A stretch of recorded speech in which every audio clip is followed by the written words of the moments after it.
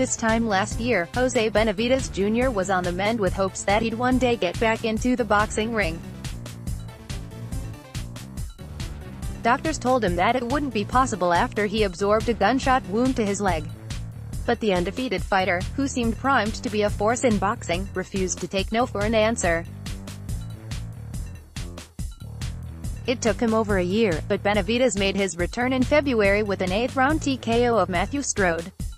With some of the rust off, Benavidez, 26-0, 17 knockouts, will look to put together a spectacular performance this weekend at the MGM Grand Garden Arena against fellow unbeaten fighter Frank Rojas, 22-0, 21 KOs, and put himself in position to face the winner of the main event between Terence Crawford and Jeff Horn.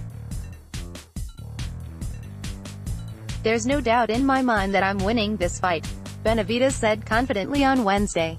"Hopefully this leads to the winner of Crawford vs. Horn. It's a fight that Benavidez says that he's been after for quite some time. He admits that he's not necessarily looking past Rojas, but he knows exactly what he's gunning for. Determined to make the Benavidez family name the most powerful in boxing, with younger brother David holding the WBC super middleweight title, Jose knows that he has to take down the best that boxing has to offer. And that is Terence Crawford. The two have a history that dates back about 3 years. According to Benavidez, Crawford has been offered a fight with him twice and, for reasons unknown, turned down both opportunities. "I've been wanting to fight Crawford for years now," he said. "I was supposed to fight Crawford twice and it didn't happen. I said yes on my part. We don't duck and dodge anybody. There appears to be a collision course set for the two fighters as long as they both win on Saturday." Crawford is headlining the ESPN card and has the opportunity to snare Horn's WBO welterweight title. Although Bud is recognized as one of, if not the best pound-for-pound fighters in the world, being under Bob Arum's promotional umbrella limits his opportunities to face fellow title holders and big names of the crowded welterweight division. They include Keith Thurman, Sean Porter, Danny Garcia and Errol Spence Jr. With few places to turn, it's likely that Benavidez could be next to get the call. It would be satisfying for a man who was shot in the leg by an unknown assailant while walking in Phoenix. Benavidez wasn't supposed to be in the boxing ring, much less a fight or so away from facing one of boxing's best. But his determination to compete could not be denied. His time on the shelf gave him a chance to reflect and mature.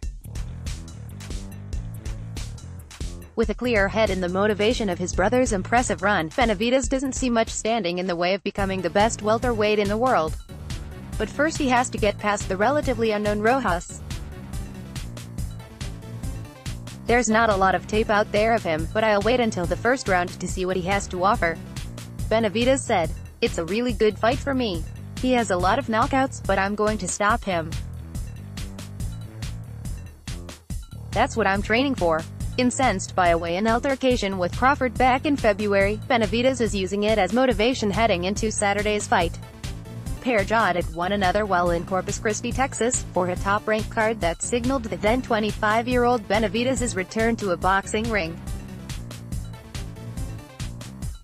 Benavidez accused Crawford of ducking him and Crawford suggested that they step outside and handle it. But Benavidez balked at the idea of fighting anywhere but inside of a boxing ring. He said, "Let's take it outside, but I'm not going to do that. You want the media to follow us? I'm not doing that. But I'm ready to fight," he said. "I'm more mature than that now." With the injury behind him and a date with boxing's best in front of him, Jose Benavidez Jr. will have to live in the present on Saturday and handle his business against Rojas. Only then can he truly start thinking about Crawford. He certainly won't be favored in that fight, but that's just the way he likes it. "When we were little, a lot of people in Arizona doubted that we would make it.